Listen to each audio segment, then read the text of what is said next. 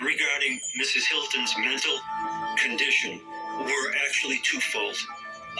There was one, her competence to stand trial, and two, that her mental status. This was never, ever, ever a case that I was going to defend on the grounds of the insanity defense.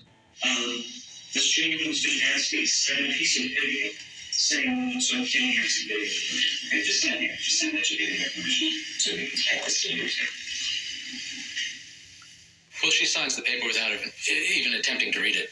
What I'm doing here is to help your attorney see if you're competent to stand trial. The other piece is whether at the time of the crime that you've been accused of, setting fire to the building where some people died, whether you were responsible for your behavior. If you can, repeat back to me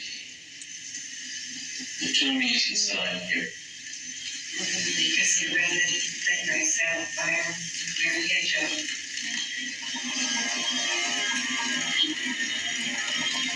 Would you like to know that I did it?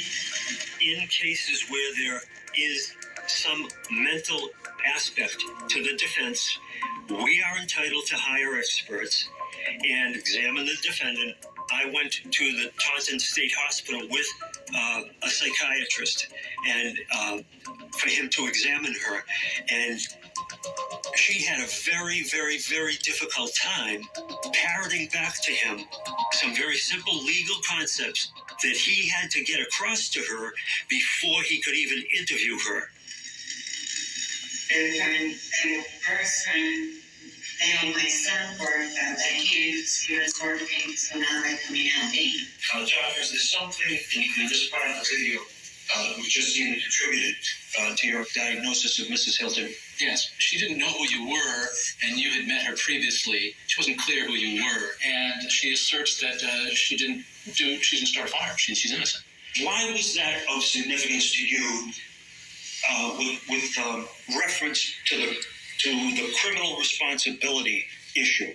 In a criminal responsibility evaluation, the fact of the person's physical actions are not in dispute. Only whether they were legally responsible because they were so impaired by mental illness.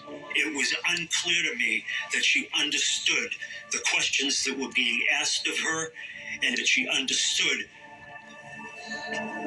the nature of how those questions ought to have been answered. And then if one were to contrast her capacities here with what one's capacities would be in an adversarial interrogation, it's hard to extrapolate that she could learn some of the rights that go with an adversarial interrogation and with individuals who have a big power differential with her. She can't do it. The judge decided that the confession and statements made to police in the interrogation would be admissible, but the comment made to the court official about hoping her son forgives her for putting his kids in danger was not going to be allowed in court.